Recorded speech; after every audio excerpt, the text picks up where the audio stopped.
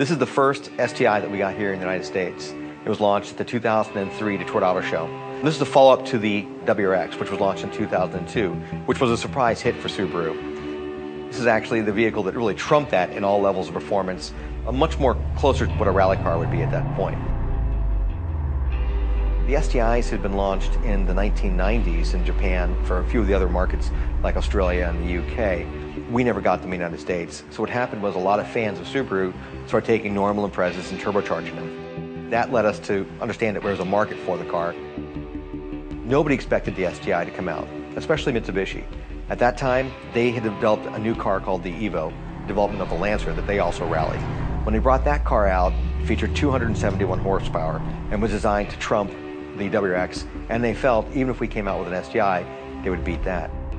Subaru did a great job of keeping quiet about what they were ready to launch at the Detroit Auto Show, which was this all-new STI.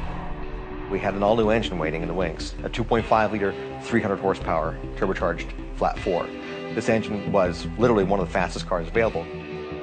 So you're looking at a car that cost a couple $1,000, over $30,000, and was able to trump the performance of Ferraris and a lot of other really high-end exotica that was out there at the time. What made the STI an almost immediate sensation was the fact that it looked just like the rally car that Petter Solberg was running in the WRC. That car had come out a year before. In fact, Petter won the world championship in that car, but it's the same exact look to the car.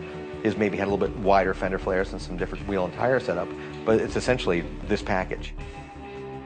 What was surprising was how many people were fans of rally here in the US.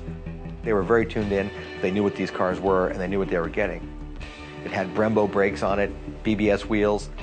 It was a road-going rally car, and no one had ever driven anything like it. You could put down full power with this vehicle, and it would just explode through the corners.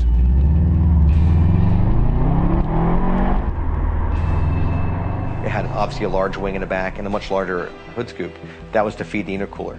But the aero package is real. When you're running these cars at above 100 miles an hour, the rear downforce is created by that wing. And it was really exemplified by the WRC car at the time. Petter Solberg lost his rear wing in a Finnish rally one year. The car basically almost came over on top of itself because there was nothing keeping the rear end down. With the new 2.5-liter engine, you've got less turbo lag and a lot more power. So this car has a really light feel to it. 0 to 60 in 4.6 seconds, hit 155 miles per hour. A lot easier to turn in, still has some understeer, but you can really power through the corners and slide the car through the corners. It's got a quicker steering rack than a WRX does.